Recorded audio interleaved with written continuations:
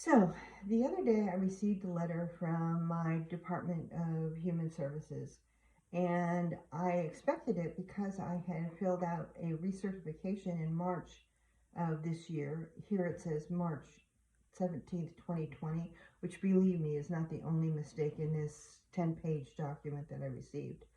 But I was expecting something, and I thought that it was going to be about my SNAP benefits.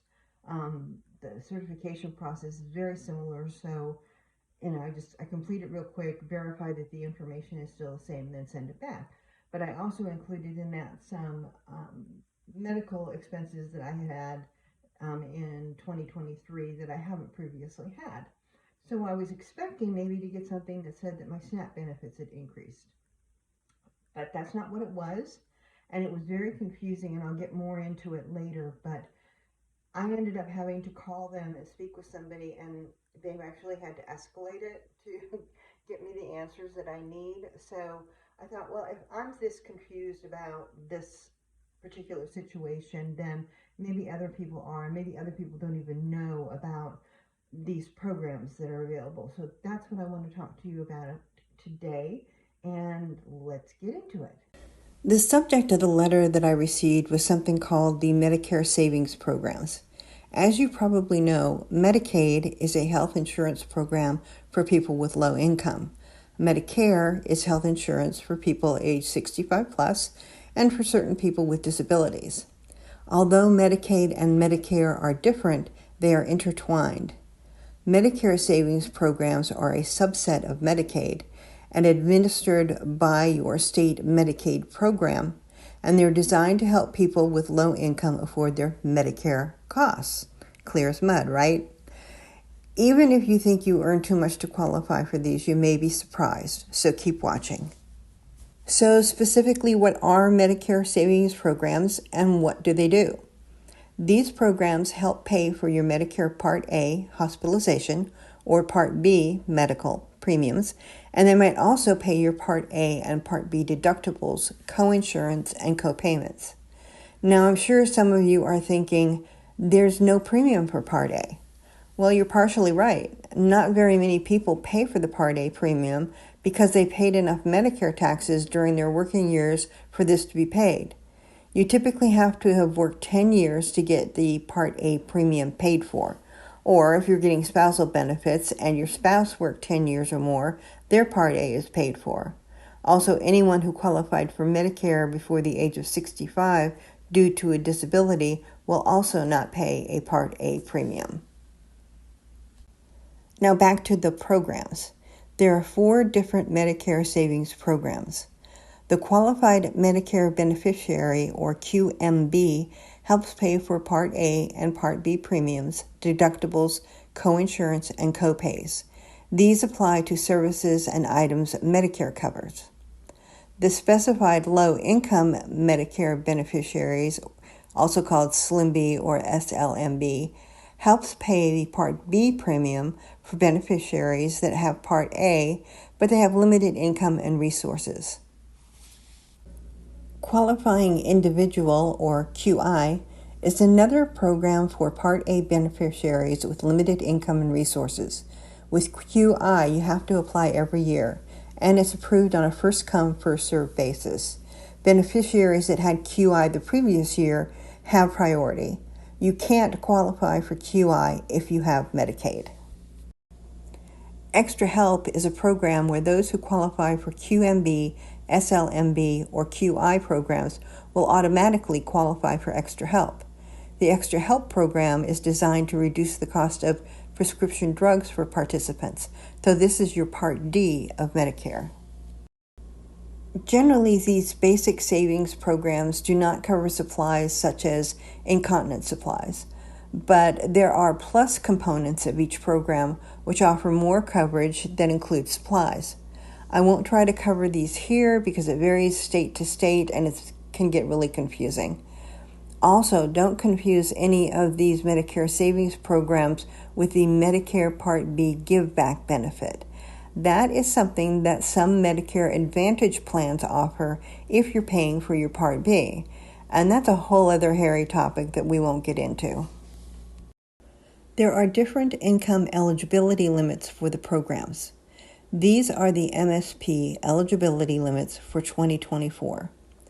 For the Qualified Medicare Beneficiary Program, the monthly income limit is $1,275 for an individual and $1,724 for a married couple.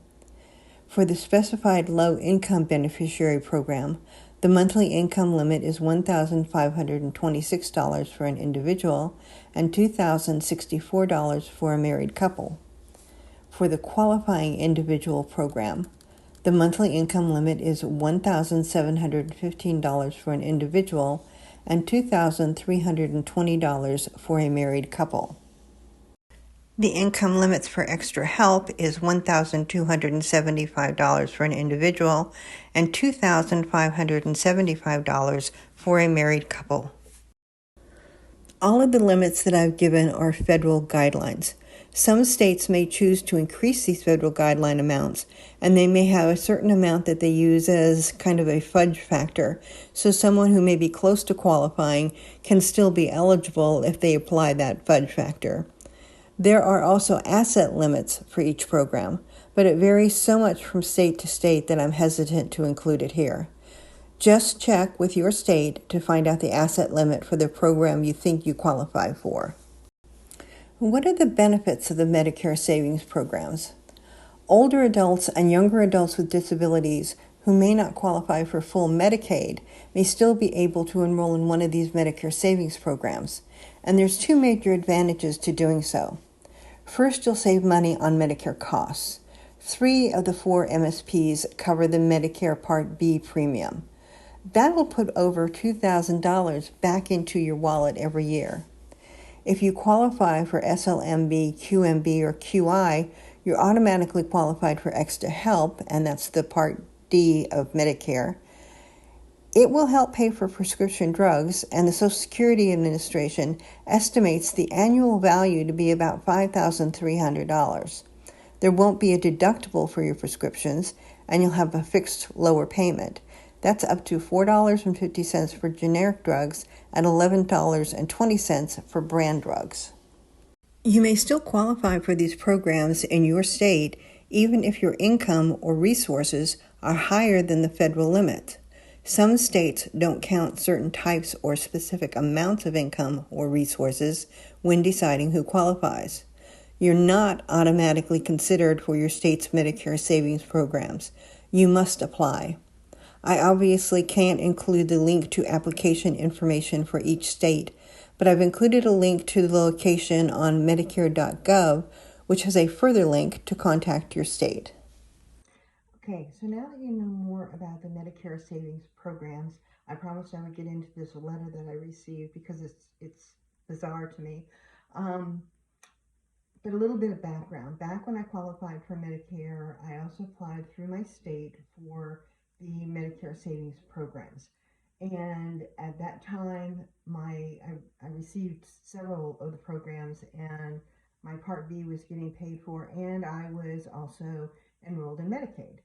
Well, then we started getting COLA increases, and the Medicaid got taken away because I no longer qualified for that. But my Part B was still being paid for until last September. I received a letter that said that it was no longer going to be paid for, and as a matter of fact, that I owed them some money for because apparently they hadn't made that decision until after I no longer qualified. So they paid for my Part B and they weren't supposed to, so now they wanted me to pay them back. Um, and I wasn't given any kind of payment schedule. They just took 2 months worth of the Part B, which I think was $164.90 in 2023. So they took 2 months of that out of my October Social Security, plus another $164.90 to pay for October. And from then forward until now, I have been paying my Part B. It's been taken out of my Social Security. But I get this letter, and you can see here it says, I'm approved for specified low income Medicare beneficiary, or the SLMB, beginning July 1st. I don't know why. Nothing has changed for me financially, so I don't know why now I'm approved. It says I'm approved for community spend down, and this I'm still not clear on. She really couldn't explain it well enough to me. I'm going to have to research that a little bit, but it's different from the Medicare Savings Programs. It must be something from my state. But then it says I continue to be eligible for the SLMB starting on October 1st, 2023, which is when they told me previously that I was no longer eligible for it. So they're backdating it. And that's why I had to call and find out, well, what is going on? And I can't say that I got a really clear answer. As a matter of fact, they've got me on a expedited list for somebody to call me. The person I spoke to really didn't have all the answers. So, but basically what she told me is that yes, all of her information shows that I was eligible. I'm still eligible beginning July 1st. I will no longer be paying my Part B. And I said, well, if I'm backdated till October, then what? She goes, oh, well, you'll be getting a check from my state that will end up paying me back for all those months that I paid in. Color me cautious or suspect or whatever you want, but I'm not entirely trusting this, and I hopefully somebody will get back to me on this. But what I've already decided to do is I have been doing fine with having the Part B taken out of my Social Security and budgeting with just what I have left over, which is I believe $15.19 per month. So I've made a decision that when they start going back to paying for my Part B and it's included in my Social Security, I am not going to include that in my budget for spending. I'm going to go ahead and put that right back into my savings account. And in addition, if they do send me the check for the additional months that I paid for Part B and I wasn't supposed to, I'm just going to go ahead and take that and put it in savings. I would rather have it there than spending it on things and finding out that, oops, now we made another mistake and you need to pay it back. So that's what I'm planning on doing. Let me know if you, in the comments, if you've ever been, part of the Medicare spending program and you've had any glitches like this. And by the way, there's also a section on here, I'm not going to try and flip through, trying to cover up personal information on here. But there's also a section in here where they talked about a certain number of bills, which I presume are medical bills, that they said that you have to have a certain amount to be able to qualify for something, maybe the community medical assistance, I'm not sure. But it says that there is a certain amount, a threshold that you have to reach for that, which is something around a little less than $8,000. And it says that the bills that I reported were something in the neighborhood of $1,275,000. I'm telling you right now that I don't have medical bills or any kind of bills that equal that amount. So I don't know where that came from. And when I spoke with this person, she said, yeah, that's a typo. So with all these typos, with it being 2020 and still saying here that I submitted my application in 2020, I'm not trusting this. So anyway, that's it. I hope that the video and information on the Medicare Savings Program has helped you a little bit.